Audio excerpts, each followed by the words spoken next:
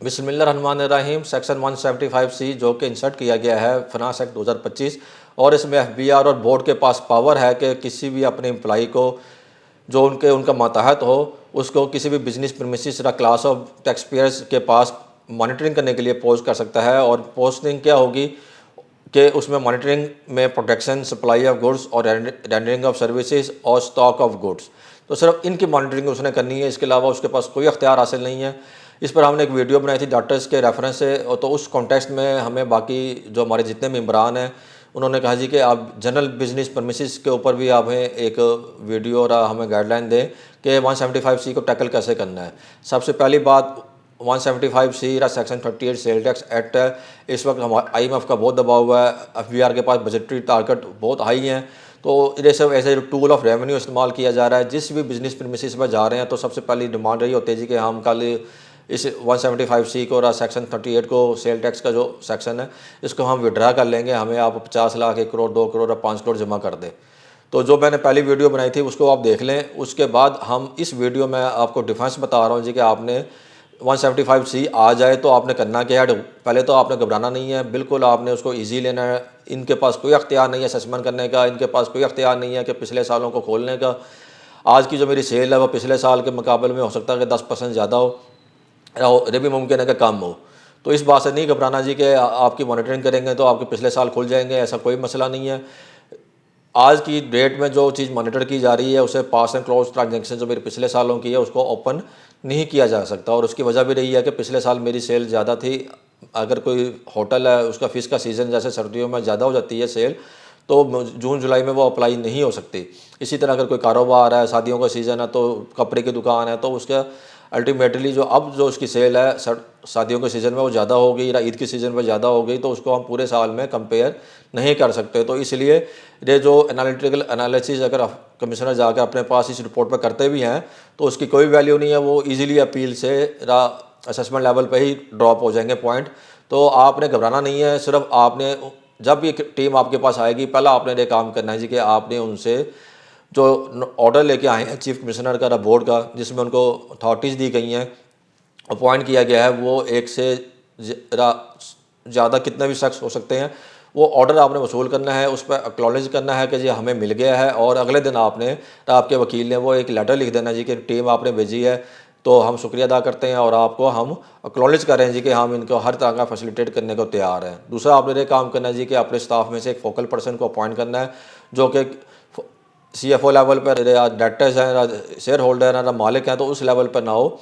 इसकी वजह रहेगी जी कि आपने कोई ऐसी स्टेटमेंट नहीं देनी किसी जिम्मेदार शख्स ने जो कि FBR अपने पास नोट कर ले। मॉनिटरिंग उन्होंने अपनी नोटबुक पे करनी है, जो कुछ लिखना है उन्होंने अपने नोटबुक लेके आएंगे, उस पर लिखेंगे। आपने ना उनको पेन देना, ना पेंसिल देनी है, ना आपने उनको कोई फैसिलिटी देनी है कि आप उनको ना ही वो आपके कोई बिलिंग रिकॉर्ड रजिस्टर चेक कर सकते हैं, ना ही आपके कंप्यूटर पर बैठ सकते हैं। जहाँ वो ये चीज़ें देखना चाहते हैं, जिस जगह वो बैठना चाहते हैं, आप उनको कुर्सी मेज़ वहाँ लगा दें, वो बैठ जाएँ और वो अपना कॉपी पर, अपनी पर्सनल कॉपी के ऊपर, अपने पर्सनल डायरी नोटबुक पर जो चीज़ वो नोट करना चाहते हैं वो नोट करते रहें। तीसरी बात रहेगी जी कि जितने भी ऑफिसर आपके पास आ रहे हैं इसका वो अपनी ड्यूटी FBR के ऑफिस से ख़त्म करके आपके पास अपॉइंट हो चुके हैं। अगर उसमें डिप्टी कमिश्नर है, इंडियन रेवेन्यू ऑफिसर है, असिस्टेंट कमिश्नर लेवल का आदमी है, तो मीन्स कि अगर वो मीन वाइल अगर ऑफिस से बाहर है तो वो ऑफिस में बैठकर कोई भी शो काज नोटिस और ऑर्डर जारी नहीं कर सकता। और जब आपके पास प्रीमिसेस में उसकी ड्यूटी है तो इसने इसका मतलब है कि 9 से 5 या जब तक उसका टाइम है, जो उसे टाइमिंग उसे प्रोवाइड की गई है, कंडीशंस दी गई हैं चीफ कमिश्नर की तरफ से या बोर्ड की तरफ से, उसने उसके पाबंद होकर आपके प्रीमिसेस पे बैठना है। तो आपने सबसे पहले एक रजिस्टर मेंटेन करना है, एक गत्ता ले लें, गत्ते के ऊपर पेपर रखें और उस पर उनकी अटेंडेंस मार्क करें कि कौन सा एम्प्लॉई आपके पास कितने वक्त पर और कितने वक्त तक बैठा है और कब वो वहाँ से आपके परमिसेस को छोड़ के गया है। तो ये तमाम की तमाम एक रिपोर्ट बनानी है जो कि अगले दिन आपके वकील ने आपने खुद चीफ कमिश्नर को एक लेटर लिख के आपने कन्वे करना है जी कि आपका स्टाफ इतने टाइम तक बैठा रहा है। आपके पास अगर 6 बंदों का नोटिस आया तो 6 बंदों का आपके बिजनेस प्रीमिसेस में मौजूद होना ज़रूरी है। अगर ये सारी चीज़ें आप चीफ कमिश्नर को कन्वे करते रहेंगे तो ये आपका डिफेंस होगा ऑन एपलेट स्टेज पे। इसका फ़ायदा ये होगा जी कि अगर 2 बातें होंगी, एक तो ऑन द रिकॉर्ड ये बात आ जाएगी कि डिप्टी कमिश्नर अपने ऑफिस में मौजूद काम करता रहे, वो आपके पास नहीं बैठा, तो इट मीन्स के नीचे वाले जो कितना भी अमला है वो अगर आपके पास बैठ के अगर रिपोर्ट बना भी रहा है, इंक्वायरी कंडक्ट भी कर रहा है, तो मॉनिटरिंग भी कर रहा है, तो उसके पास जो भी वो मॉनिटरिंग करेगा तो वो इतनी एफिशिएंट नहीं होगी जो कि डिप्टी कमिश्नर ने करनी थी। और अगर डिप्टी कमिश्नर आपके पास बैठा है, सारे के सारे 6 शख्स जितने भी आपके पास उन्होंने ऑर्डर करके आपके पास भेजे हुए हैं, अगर आपके पास बैठे हैं तो एफबीआर के पास कम से कम उनकी तनख्वाहें आज से 10 लाख रुपए बनती हैं महीने की। तो वो इट मीन्स कि आपके पास 5 दिन, 10 दिन, 15 दिन और महीना भी अगर बैठाते हैं तो 6 लाख या 10 लाख रुपए जो उनकी तनख्वाहें बनती है वो मुफ्त की जाएंगी। आपसे उनको कोई बेनिफिट नहीं मिलना। सिर्फ टीमों को डिप्यूट इसलिए किया जा रहा है कि वक्ती तौर पर जो हमारे टारगेट है बजटरी वो पूरे हो जाएं और एफबीआर अपने इन टारगेट्स को पूरा कर सके। तो इसलिए ये आपके पास जो 175C या सेक्शन 38 में कोई टीम आती है, सेक्शन 38 का थोड़ा सिनेरियो को चेंज है, उसमें मॉनिटरिंग करने का उनके पास अख्तियार हासिल है, इंस्पेक्शन करने का भी अख्तियार हासिल है, लेकिन 175C में बिल्कुल ही अख्तियार ऐसा कोई नहीं है।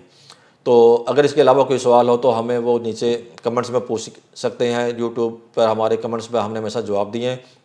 तो इजाज़त चाहूँगा। Mohammad Imran Ghazi, chairman education committee Multan tax bar association को इजाज़त दें। अल्लाह हाफिज़।